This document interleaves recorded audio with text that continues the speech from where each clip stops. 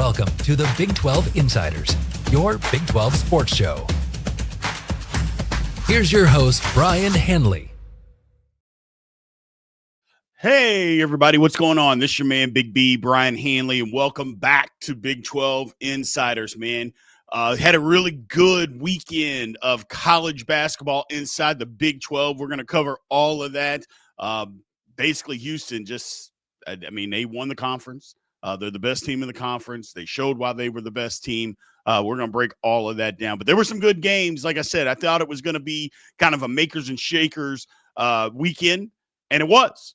It was. So we're going to take a look at that and more. Before we get into any of that, though, remember, as always, people, remember to like, follow, subscribe, continue to get in the comments like you guys always have, and always hit the notification bell so you know exactly when Big 12 Insiders content comes out. So appreciate that. And as a reminder, remember, we are live on Thursdays. So don't forget to show up with questions on Thursday night, 8 p.m.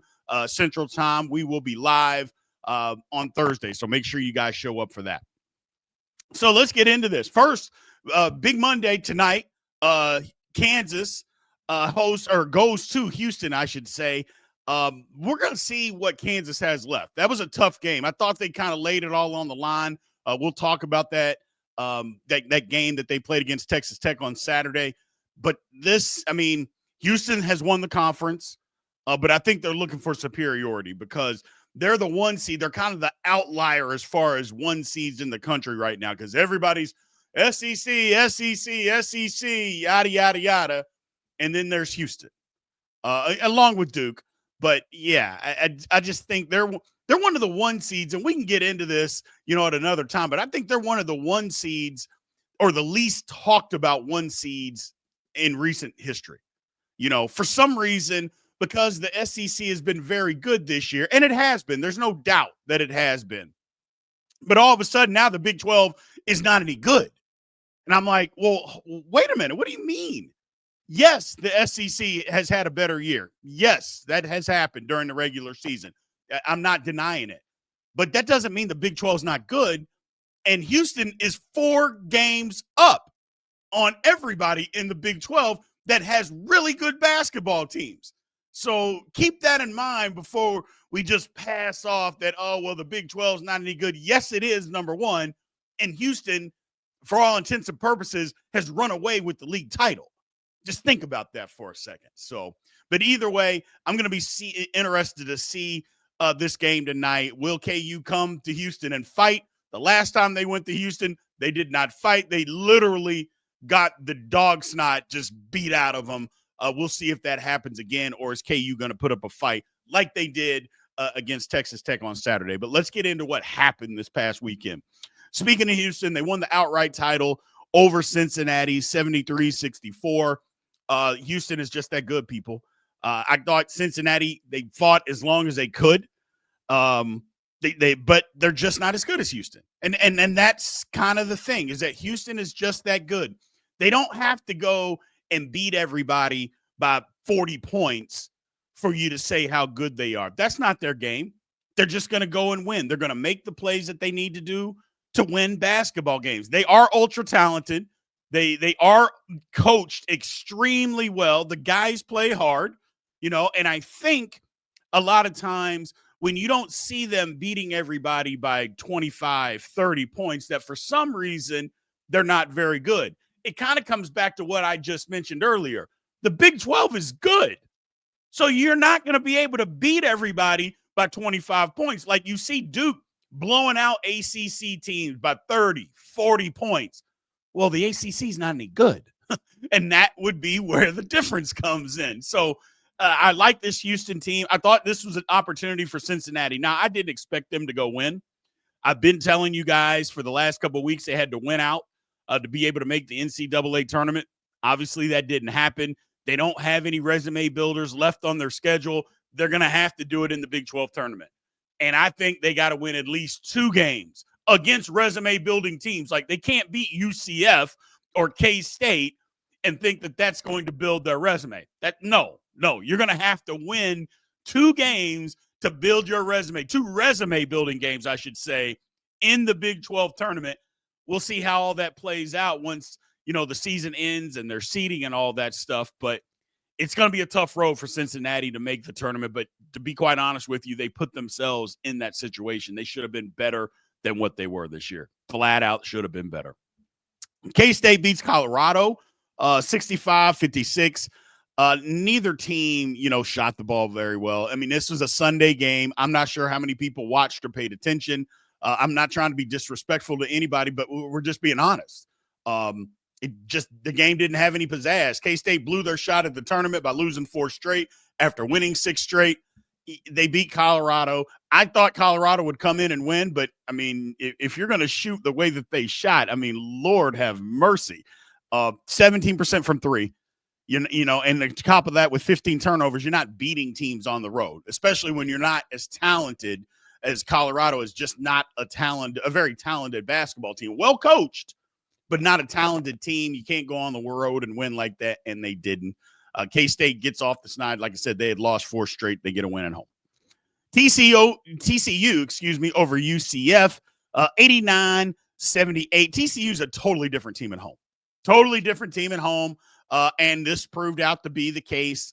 Although they missed a ton of free throws, which usually at home, you're going to make more of your free throws. They held UCF to 37% shooting. With the strong finish, TCU can finish in the upper half of this league. And I don't think there were a lot of people when you started the season that thought TCU was going to be a team that finished in the upper half of the league. But again, they could do that. And they got a game against Baylor, which could decide some of that. But yeah, they got an opportunity here to finish in the upper half of the league. Utah crushes Arizona State 99-73, breaking a 2-game losing streak. Utah played well. There's no doubt about it. Utah played well. But Arizona State looked like a team that was finished. They looked like a team that had been through a lot. They look like a team that is just ready for the end of the season to be here. They were on the road. And again, that's not disrespecting Utah and the way they played. I mean, they scored 99 points, but Arizona State didn't put up any resistance. They didn't put up any resistance. Like I said, it looked like a team that is ready to cash this thing in. They underachieved all year because a lot of people with the talent that they have thought that Arizona State was going to finish in the upper half of this league. And that did not happen. Like I said, they underperformed, and here's where we are.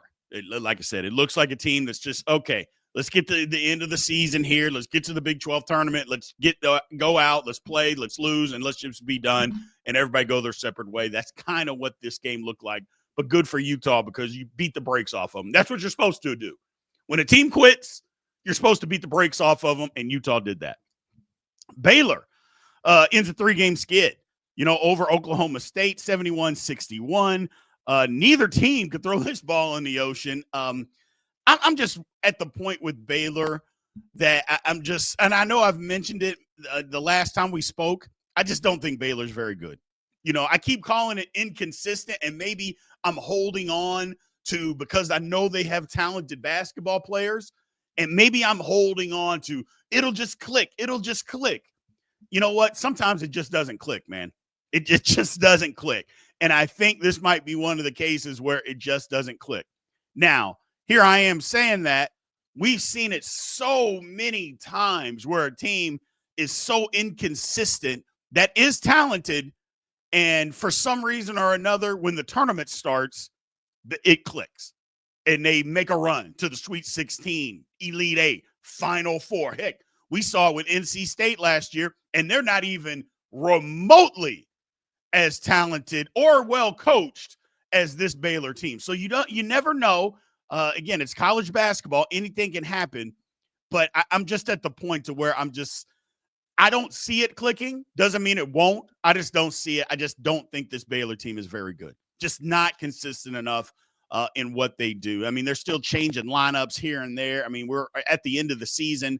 The consistency just hasn't been there. I'm sorry. I hope they can figure it out because I want all Big 12 teams to do well. I just don't see it. Don't see it. Here's Iowa State made a statement. I know Arizona fans are going to be upset, but Arizona fans, I'm sorry, you got the brakes beaten off of you. This is what Iowa State, can do to people at full strength. 84-67. When they're at full strength, obviously they're playing at home, so that's a huge advantage. But they're really good defensively. And that's what they did. I mean, Arizona, look, there's no doubt they're one of the best offensive teams in the country, not just the Big 12, in the country. 67 points. I'm just saying, Iowa State can do that to you. And they did in this basketball game. It was one where I thought Arizona needed to go prove a point because we kind of broke down the schedule of some of the wins on the road that Arizona had. And there wasn't a lot of them. They had beat BYU, and that counts because especially where they're playing. We'll get to that in a minute. But there wasn't a whole lot of road wins that you could say, hey, and hang their hat on.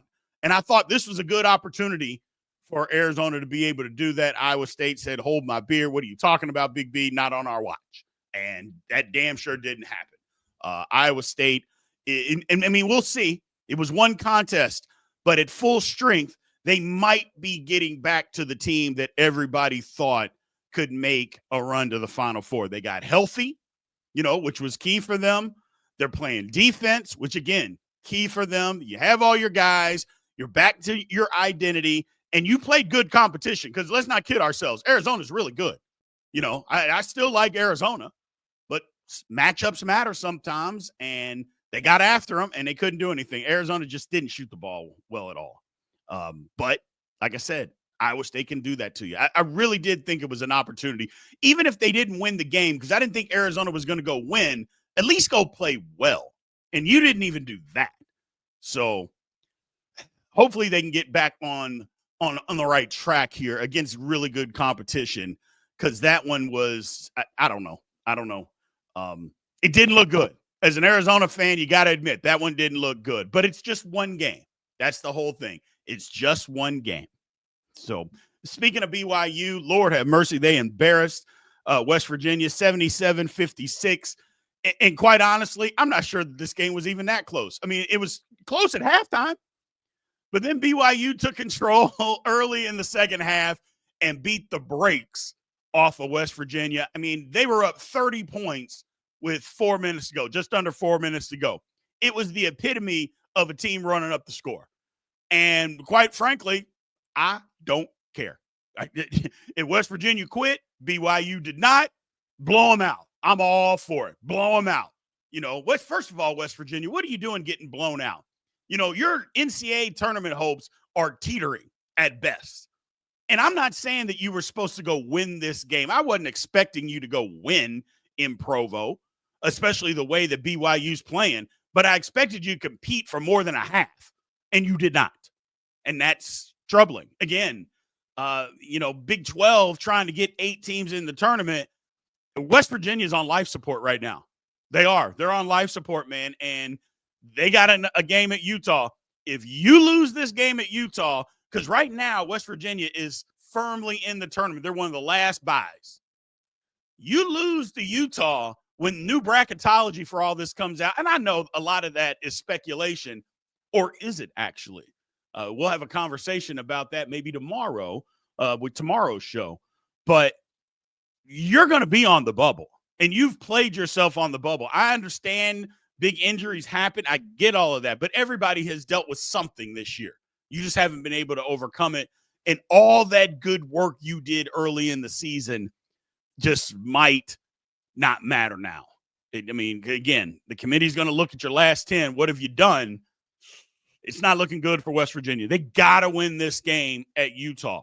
Must win. But for BYU, Lord have mercy, 6 in a row. They're shooting over 50% in these basketball games, man. And again, they scored the last 3. They'd scored over 90 points. West Virginia slowed it down. BYU didn't make 100 threes. They just said, we're better than you. And we're going to make enough shots, maybe not from 3, but from 2 to beat you. And they did. They did. BYU's rolling, man. They're rolling. Now, we're going to see how much they're rolling because their next game, they go to Ames, Iowa. So we are going to see how good this BYU team is. I think they are really good, but going to Ames is a different ball game. So Are they going to be able to keep it rolling on the road? We'll see. I'm real excited for that basketball game. And then last but not least, Texas Tech, look, first of all, Tech beat KU 78-73.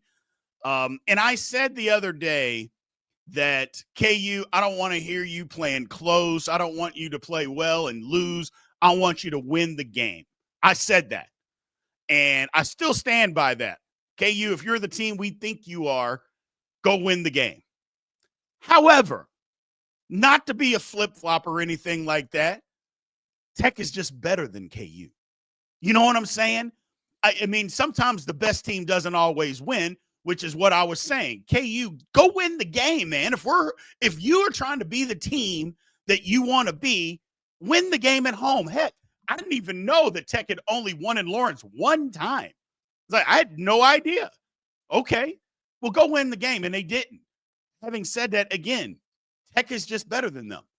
I mean, they are. They made 15 threes in this game. Now, they shot 43, so you're thinking it's not a great percentage, but they're playing the percentages. We're going to make 15 threes out of 43, So, okay, we'll take the low percentage, but we're making a ton of them. And that's kind of the difference in the basketball game because they got killed on the glass. But when you make 15 threes, that takes the sting out of it, man. And they played well early. They made shots early, but Tech's just better. They're just better. I mean, there's no ifs, ands, or buts about that.